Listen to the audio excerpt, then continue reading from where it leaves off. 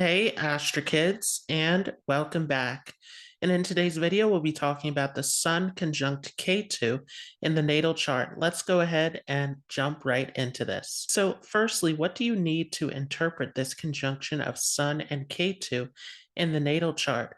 Well, definitely you want to see this from the D1 Rashi chart. So, looking at your birth chart, seeing this from the ascendant sign will be so important to see in the chart. You can also view this from your moon sign as well. And definitely you want to check the strength of this in the D9 Navamsa chart, and the D60 will always have the final say. It's very important to understand the sign placement of this as well. So if this is occurring in a fire sign, then this is going to be very strong because both K2 and the sun are of the fire element. So definitely this is going to give a lot of willpower and determination. Although there may be some issues with shyness or anxiety early on in life, but ultimately you find yourself and you find your true path in life. This also can give great interest in spirituality and mysticism in the fire signs and can give great research abilities as well. If this is occurring in the earth signs, then this is more of a difficult position, especially for K2 with this placement, but even Sun is in a challenging position in Taurus, especially, and in Capricorn in these earth signs. So, definitely, this is going to be more of a restricted placement. This can make you very shy, very reserved with this position. And ultimately, you want to have a sense of security. But K2 is going to challenge that security for sure. But like always, this will improve with age and time. And definitely, the more flexible that you become and the more that you incorporate spirituality and listening to your inner voice, this will help to guide you through some of the challenges in life.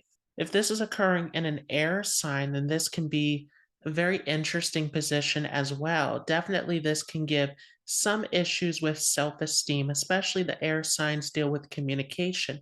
So, you may have some speech or language related issues with this conjunction sometimes. Ultimately, though, again, like the earth signs, the more flexible that you are and the more that you are able to let go of the over intellectualizing and listen to your inner voice, listen to the guidance of spirit, this is going to help you to navigate through this position for sure. If this is occurring in a water sign, then this is very powerful, especially in Scorpio, where the sun is also powerful. This is going to give huge intuition, huge connection with the occult, mysticism, astrology, deep research can be seen in these water signs with this placement. Definitely, though, you don't want to lose touch with your spirituality because this can create a lot of emotional issues, anxiety, depression, sometimes can be seen with this placement. Another important concept to understand is which house is this positioned in. Definitely, as always, if it is placed in a Kendra house, meaning the first, fourth, seventh, or 10th house in the natal chart, then this is going to be very prominent. Definitely. In the first house, this can challenge your self esteem early on in life. You have a huge drive to find purpose and direction, but this is something that oftentimes will come later for you. If this is in the fourth house, then it's going to create obstacles in the home and family environment. There may be some loss or detachment related to the family sometimes with this placement. Ultimately, though, it is a placement where you have to connect with your inner self and to find a sense of inner security. This becomes very important. In the seventh house, definitely there can be power struggles, conflicts in relationships. And so there's a need to calm down the ego and to find compromise within your relationships. If it's occurring in the 10th house, then this can make you very ambitious, very career oriented, and this can take you to a top position. But at some point, it may mean that you have to change your position in your career to something that is more suited for you. This placement definitely is going to require a lot of humility as well, because some of you may be seeking recognition, but ultimately, this placement is going to demand that you're of service, that you're helping others, that you're using your career position to do good in the world. This becomes very important. Another important concept to understand with this is the aspects will make a huge difference in this conjunction. So you want to see, are there any planets aspecting over to Sun and Ketu in the chart? And definitely, if there are other planets along with this Sun and Ketu, this can make this more complicated as well. And there may be some insecurities or difficulties with that planet that is conjunct with the Sun and Ketu. It can definitely diminish the self esteem related to that planet. For example, Mercury can show some issues with communication early on in life. So, what happens then when the Sun comes into conjunction with Ketu? Well, the sun represents our ego, our self esteem. It is related to our soul, our true spiritual self and spiritual purpose in this lifetime. The sun gives us huge confidence, drive, ambition to achieve in life.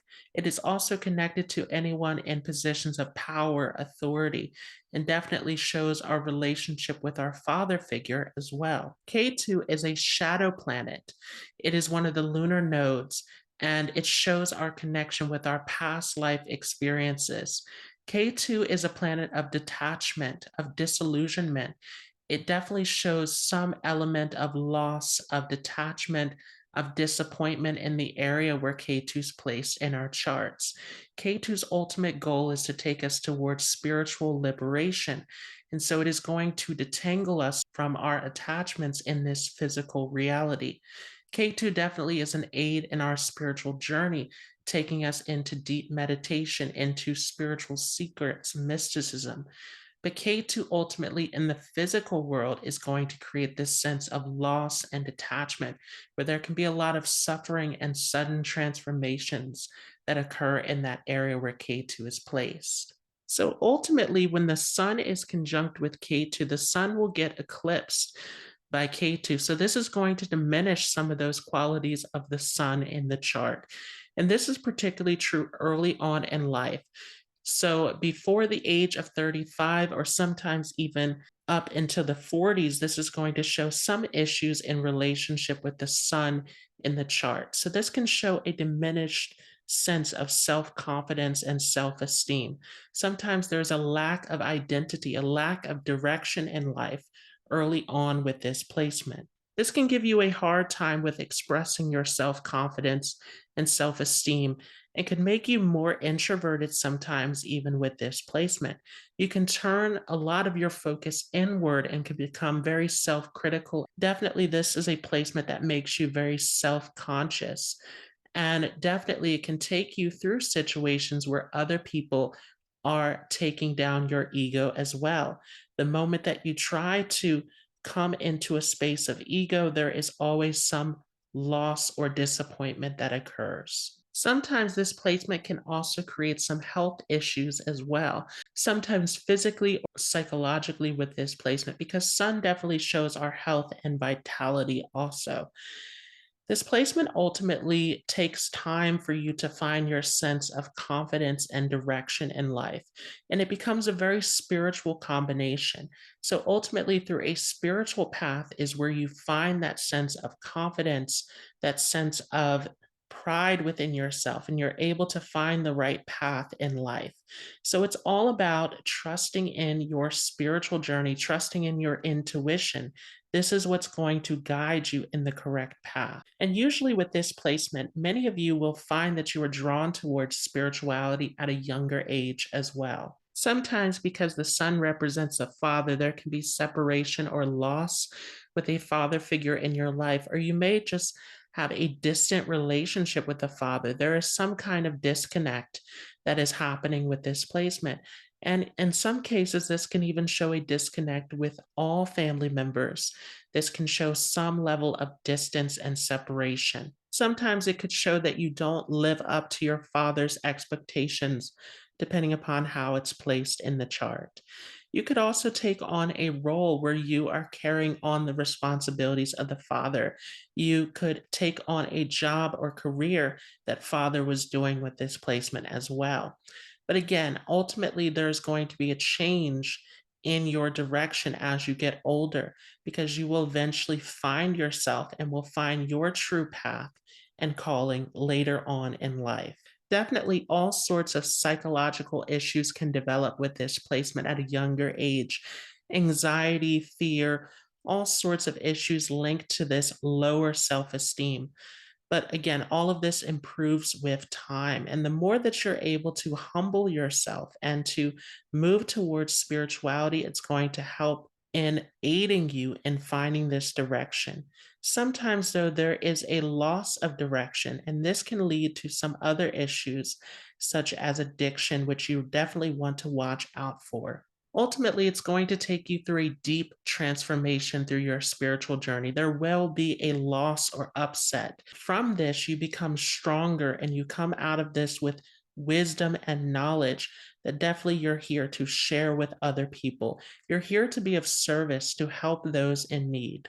This conjunction can be good for all spiritual practitioners, psychics, tarot readers, anyone into astrology, mysticism, metaphysical healing can be seen with this placement. This could also take you into the arts as well, sometimes getting into photography and all sorts of creative endeavors.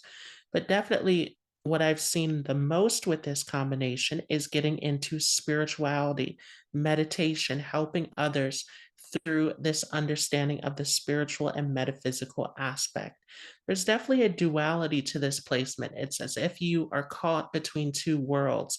There's a part of yourself that is happening in the spiritual realm when you have this Sun conjunct Ketu. But there's a need to go inward because K2 is an energy that tends to disperse itself. So you can get distracted by things in your environment, but there's a huge need to go inwards, to go into this meditation place, to go into yourself and to understand who you are and what your true purpose is. There's also a need to be more flexible with this placement. Sometimes with Sun conjunct Ketu, you can get stuck in a certain belief system and can have an inability to see from any other perspective.